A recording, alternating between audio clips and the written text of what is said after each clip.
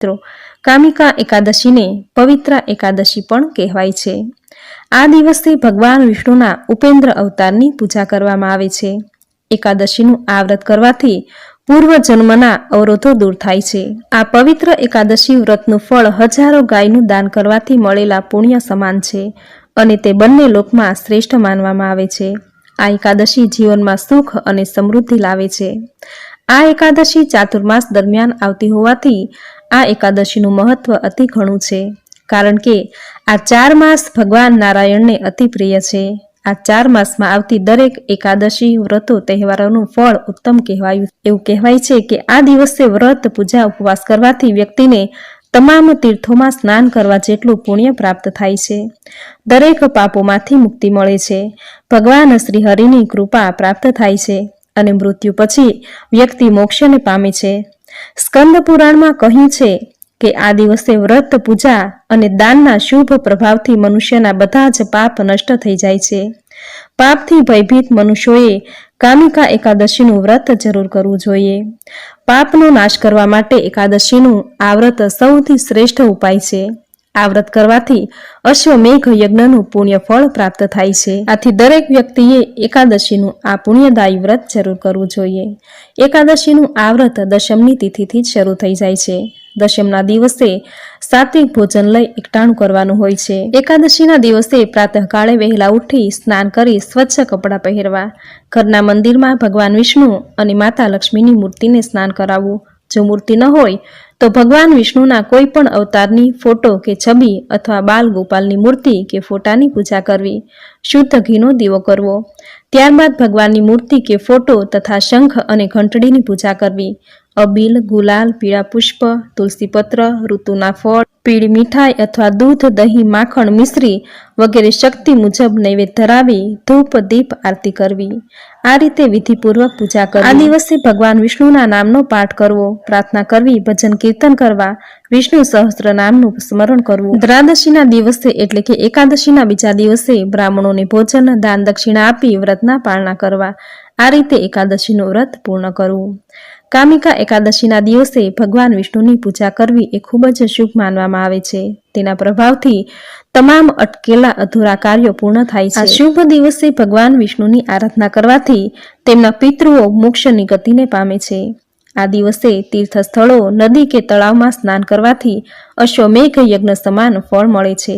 આ દિવસે ભગવાન શ્રી હરિ વિષ્ણુની તુલસી પત્રથી પૂજા કરવાથી ભગવાન શ્રી હરિ વિષ્ણુ સાથે માતા લક્ષ્મી પ્રસન્ન થશે અને તેના ભક્તોના દરેક દુઃખ અને કષ્ટનો નાશ કરશે. આ દિવસે કામિકા એકાદશીની વ્રત કથા જરૂર સાંભળવી, જે સાંભળવાથી યજ્ઞ કર્યા સમાન પુણ્ય ફળ પ્રાપ્ત થાય છે. મિત્રો, કોઈ પણ વ્રતમાં વ્રતનું મહાત્મ્ય દર્શાવતી કથા જરૂર સાંભળવી જોઈએ, જે સાંભળ્યા વગર વ્રતનું પુણ્ય ફળ મળતું નથી. તો મિત્રો, આ હતું કામિકા એકાદશીનું મહાત્મ્ય. હવે સાંભળશું કામિકા એકાદશી વ્રતની કથા. બોલો ભગવાન શ્રી હરિ વિષ્ણુની જય. યુધિષ્ઠરે ભગવાન શ્રી કૃષ્ણને પૂછ્યું, હે ગોવિંદ, હે વાસુદેવ, આપને નમસ્કાર હો. અષાઢ માસના કૃષ્ણ પક્ષમાં જે એકાદશી આવે છે એનું નામ શું છે તે મને કહો. ભગવાન શ્રી કૃષ્ણે કહ્યું, હે રાજન, સાંભળો, હું તમને એક પાપનાશક ઉપાખ્યાન સંભળાવું છું, જે પૂર્વકાળમાં નારદના પૂછવા પર બ્રહ્માજીએ એમને કહ્યું હતું. નારદે બ્રહ્માજીને કહ્યું, હે કમલાસન બ્રહ્માજી, અષાઢ માસના કૃષ્ણ પક્ષમાં જે એકાદશી આવે છે એનું નામ શું છે, એના દેવતા કોણ છે, એનાથી કયું પુણ્ય મળે છે તે તમે મને કહો. બ્રહ્માજીએ નારદને કહ્યું, હે નારદ, લોકોનું હિત કરવાની ઈચ્છાથી હું તમારા પ્રશ્નનો જવાબ આપું છું, તે તમે સાંભળો. અષાઢ મહિનાના કૃષ્ણ પક્ષમાં જે એકાદશી આવે છે એનું નામ કામિકા એકાદશી છે. એના સ્મરણ માત્રથી રાજસૂય યજ્ઞનું પુણ્ય ફળ મળે છે. એના દેવતા શ્રીધર છે. આ દિવસે શ્રદ્ધાપૂર્વક શ્રીધર દેવનું પૂજન કરનારને ગંધર્વો, સર્પો અને નાગ દેવતાઓનું પૂજન કરવા જેટલું પુણ્ય ફળ મળે છે. શ્રીધર, હરિ, વિષ્ણુ, માધવ અને મધુસૂદન વગેરે નામોથી ભગવાનનું પૂજન કરવું. એથી ગંગા, કાશી, પુષ્કર, નૈમિષારણ્ય વગેરે તીર્થોના પુણ્ય કરતાં પણ વધારે પુણ્ય મળે છે. વાછરડા સહિત ગાયનું દાન કરવાથી જે પુણ્ય મળે છે એ જ પુણ્ય કામિકા એકાદશીનું વ્રત કરનારને મળે છે. સંસારમાં કરેલા પાપોનો ઉદ્ધાર માટે કામિકા એકાદશીનું વ્રત સૌથી ઉત્તમ છે. બૃહસ્પતિ સિંહ રાશિમાં આવે ત્યારે સૂર્યગ્રહણ વખતે અને વ્યતિપાતમાં ગોદાવરી નદીમાં સ્નાન કરવાથી જે પુણ્ય મળે છે એ જ પુણ્ય ભગવાન શ્રી કૃષ્ણના પૂજનથી મળી જાય છે. જે મનુષ્ય સમુદ્ર અને વન સહિત આખી પૃથ્વીનું દાન કરે છે અને બીજો જે મનુષ્ય અષાઢ વદની કામિકા એકાદશીનું વ્રત કરે છે એ બેયને એક સરખું જ ફળ મળે છે.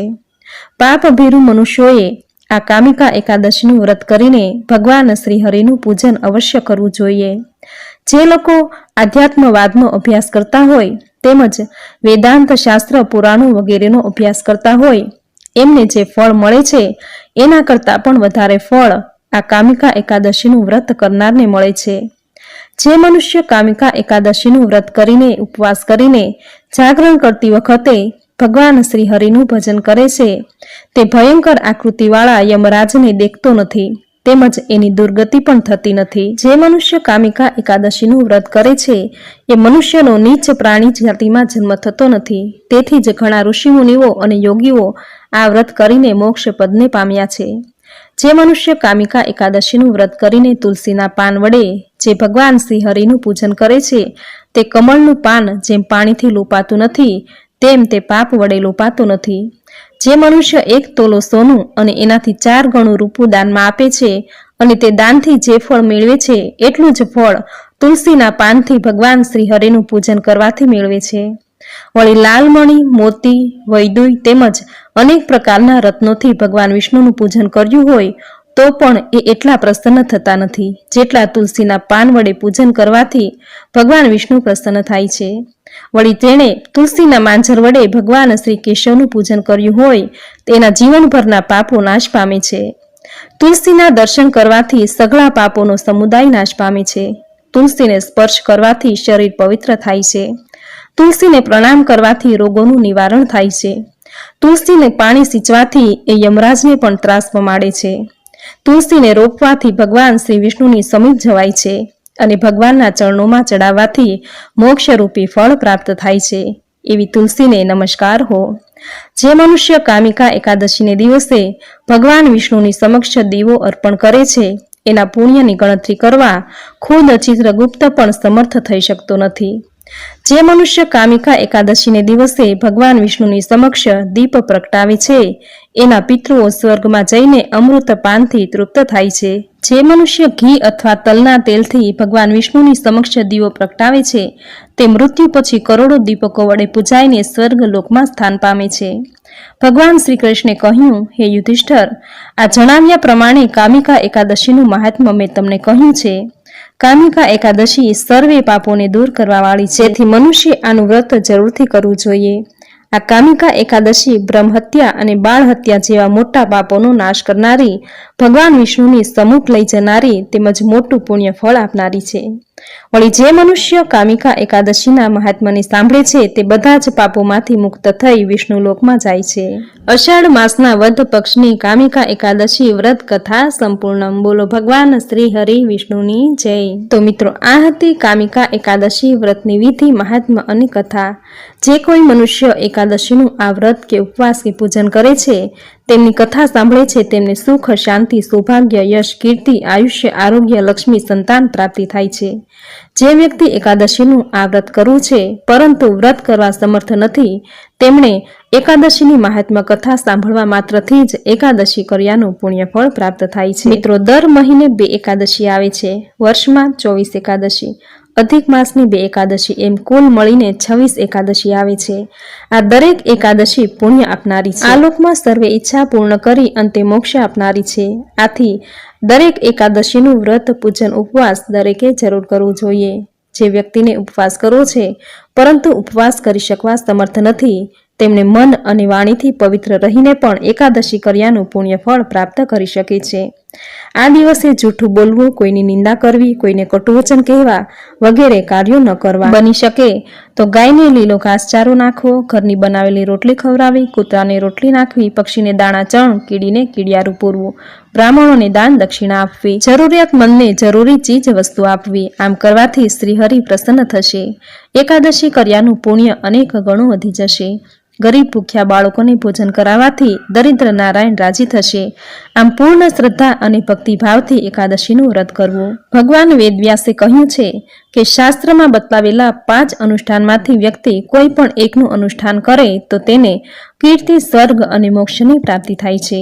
આ 5 અનુષ્ઠાનમાં પહેલું અનુષ્ઠાન છે માતા પિતાની સેવા, બીજું છે સૌભાગ્યવતી સ્ત્રીએ કરેલી પતિની સેવા, ત્રીજું છે સર્વ પ્રત્યે સંભાવ રાખવો, ક્યારેય તારુમારું ન કરવું, ચોથું છે મિત્રનો દ્રોહ કદી ન કરવો, પાંચમું છે ભગવાન શ્રી હરિ વિષ્ણુનું પૂજન ભજન કરવું. આ 5 મહાયજ્ઞો શાસ્ત્રોમાં બતાવ્યા છે. આથી દરેક મનુષ્ય એકાદશીનું આ વ્રત જરૂર કરવું જોઈએ. એકાદશીનું વ્રત ભગવાન શ્રી હરિને અત્યંત પ્રિય છે, માટે એકાદશીનું વ્રત ખૂબ જ ફળદાયી છે. દરેક એકાદશીના દિવસે માતા તુલસીની પૂજા કરવી, શાલિગ્રામની પૂજા કરવી, ગાય માતાની સેવા પૂજા કરવી.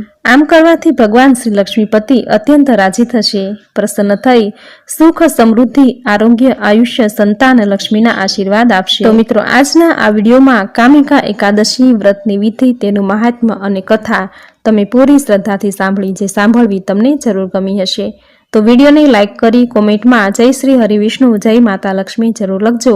ચેનલ પર નવા છો તો ચેનલ સબસ્ક્રાઇબ કરી બાજુમાં બેલ આઇકન પ્રેસ કરી દેજો, જેથી દરેક નવા ધાર્મિક વિડીયોની નોટિફિકેશન આપને તુરંત મળે. તો મિત્રો, ફરી મળીશું આવી જ